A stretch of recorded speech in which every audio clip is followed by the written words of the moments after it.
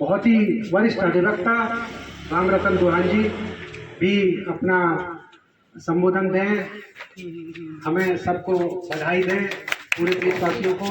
राम रतन दुहान जी advocate साहब के लिए बहुत बड़ी तालियों के साथ स्वागत। राम रतन दुहान जी।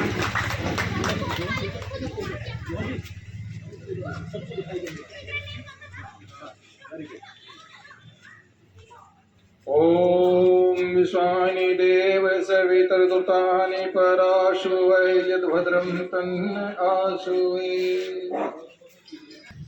अब एक्स सर्विसमैन जो हमारे, उनकी सबसे बड़ी समस्या मेडिकल की है। सबसे पहले हमारा परिवार का और हमारा इलाज आर्मी हॉस्पिटल में, बेस हॉस्पिटल में होता था, लेकिन गवर्नमेंट ने ECHS लागू कर दिया। वो हमारे पैसे से ही हमें इलाज दे रहे हैं, लेकिन हमें प्रॉपर इलाज नहीं मिल रहा। सबसे बड़ी बात यह है, मैं अभी छोटे से 2 उदाहरण दे दूं, मैं ऊपर तक पहुंचा चुका हूं ये मामला। ECHS के मैनेजिंग डायरेक्टर जो है मेजर जनरल नटराजन जी, उनके सामने भी मैंने उठाया था। एयरफोर्स एसोसिएशन की सुब्रतो पार्क में मीटिंग थी, वहाँ भी मुद्दा उठाया था। आज हमारे MLA हमारे बीच में बैठे हैं, उनके सामने कहना ये बहुत जरूरी है।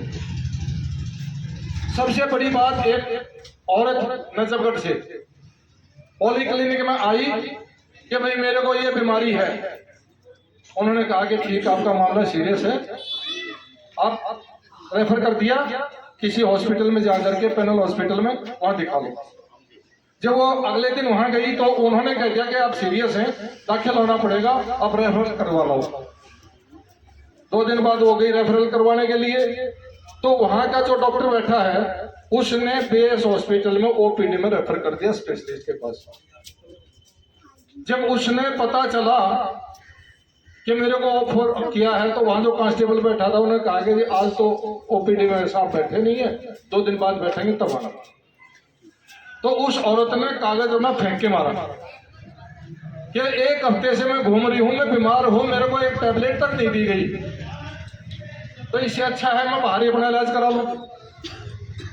तो सबसे बड़ी बात यह है कि जब हम बीमार हैं, हमारा पैसा, जब हम ECHS का कार्ड बनवाते हैं तो पहले पैसा देते हैं, और उसके बाद हमारा फीस मेडिकल अलाउंस मंथली हर महीने कटता है। हम दवाई ले या ना ले, हमारी जेब से पैसा कट रहा है पेंशन में से। उसके बाद दूसरा उदाहरण दे दूं, हमारे एक हवलदार भोला कुमार, बिहार में, उनका बेटा था 18 साल का, उसको बुखार हुआ और बहुत तेज बुखार हो गया, दिमाग में चढ़ गया, वो कोमा में चला गया। वहां उसका इलाज नहीं हुआ, वो उसको लेकर के दिल्ली आ गया कि भाई वहाँ RR है, बेस हॉस्पिटल है, वहाँ हो जाएगा। RR ने एडमिशन नहीं किया, बेस हॉस्पिटल ने भी एडमिट नहीं किया, और उसको रेफर कर दिया बाहर। वो वेदांता में गया, देखा ECHS कार्ड है, पैसे तो मिलेंगे नहीं, बोला हमारे पास बेड नहीं है। फोर्टिस हॉस्पिटल में गया, हमारे पास बेड नहीं है। मैक्स हॉस्पिटल में गया, हमारे पास बेड नहीं है। सीरियस हालत के अंदर हमारा बच्चा, और उसको हम गाड़ियों में लेकर घूम रहे हैं, कितनी टैक्सी करते घूमे हम, किस किस जगह भागे भागे फिरे।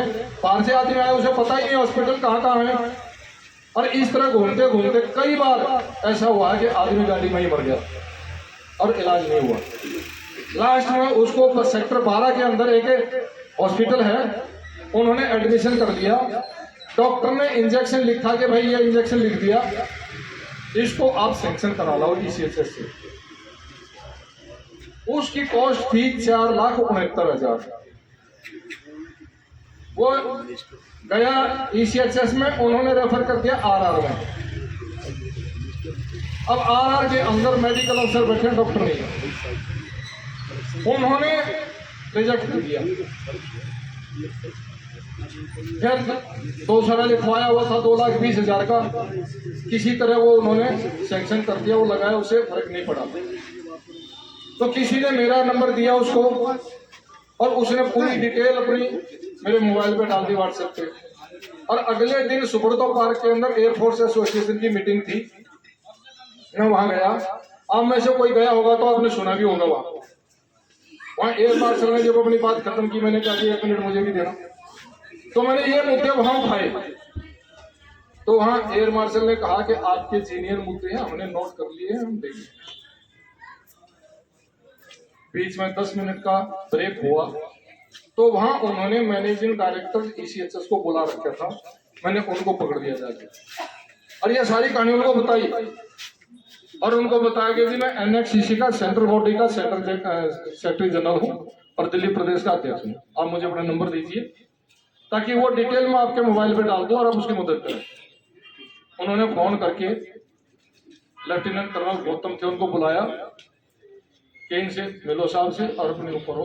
वो सारी डिटेल मैंने उनके मोबाइल पे डाली, उनका मैसेज आया कि जी we will do the best. लेकिन ये बेस्ट हुआ कि उनको जो एक्चुअल इंजेक्शन मिलना चाहिए था वो नहीं मिला और 13 नवंबर को वो लड़का एक्सपायर हो गया।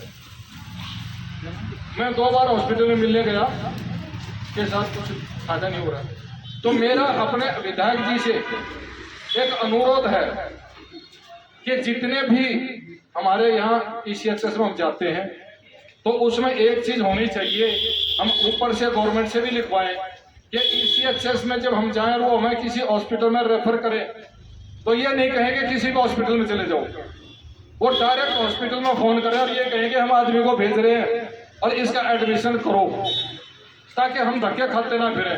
हम अपनी जेब से पेमेंट दे रहे हैं, हमारा फ्री इलाज नहीं हो रहा, फिर हमें क्यों इधर उधर भगाया जाता है।